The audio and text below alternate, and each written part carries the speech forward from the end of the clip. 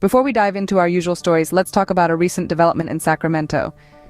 City authorities have taken a significant step towards regulating the cannabis industry by shutting down an illegal dispensary. This crackdown is not an isolated incident, but part of a larger, concerted effort to control the burgeoning cannabis market in the city. The shutdown sends a strong message to other illicit operations, effectively warning them of the consequences of non-compliance. As we move forward, this action is expected to serve as a precedent, discouraging unlawful activities and ensuring a safe and regulated cannabis market in Sacramento. Now, with this context, let's dive into our first story. Firstly, we have a story from Reuters about the recent surge in union organization in the United States. Factors such as the pandemic, labor shortages, the Black Lives Matter movement, and others have led to a significant increase in union organizing. This wave has touched various industries, including cannabis labs and manufacturers in California, who have joined the United Food and Commercial Workers Union. Next up, a constitutional conundrum. The first U.S. Circuit Court of Appeals has affirmed that Maine's residency requirement for cannabis business owners is unconstitutional. This ruling could have a cascade effect, enabling multi-state operators to challenge residency-based regulations in the cannabis industry. However, this could potentially undermine social equity policies in the industry, so it's not without controversy. Now, let's turn our attention to federal legalization. According to Reuters, the state legal cannabis market in the U.S. is projected to reach over $40 billion by 2026, and 60% of adults support full federal legalization.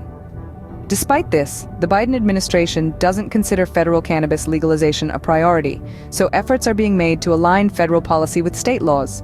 Let's shift our focus to Maine, where authorities are cracking down on illegal cannabis grows. The Pine Tree State has been grappling with an extensive illegal cannabis cultivation problem, with numerous operations cropping up across its vast rural areas. The local law enforcement agencies, in collaboration with federal authorities, are making concerted efforts to shut down these illicit operations.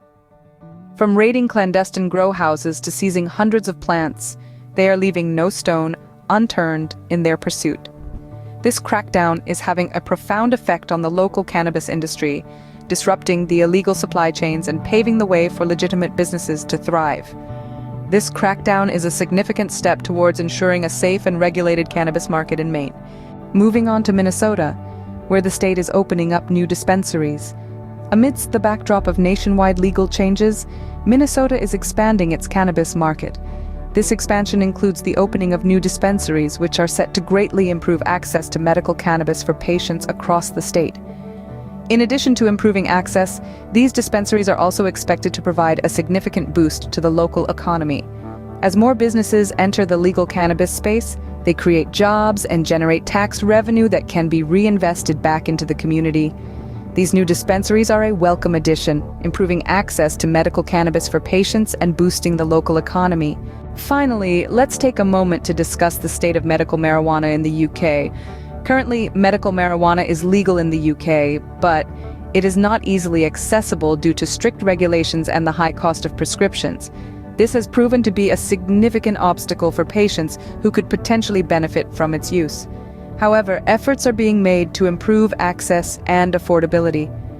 Advocacy groups and lawmakers are pushing for reforms that would make medical marijuana more widely available to those in need. Despite the challenges, there's hope for improved access and affordability of medical marijuana in the UK. In the short term, bills like the Safe Banking Act and the Claim Act, which address banking and insurance challenges faced by cannabis-related businesses, are the main focus. In the long term, bills like the MORE Act and the KOA, which seek to remove federal cannabis prohibition, expunge convictions, and impose taxes for community reinvestment, are being introduced. However, concerns exist among stakeholders about the piecemeal approach of certain bills, as well as the potential dominance of established companies in a rapidly descheduled market. As such, regulatory and legal uncertainties must be addressed for successful federal cannabis legalization. That's it for today's roundup. What are your thoughts on these articles? Do you have any other cannabis-related news stories you're aware of? Let us know in the comments below. Don't forget to like, share, and subscribe to stay up to date with the latest news in the cannabis industry. Until next time.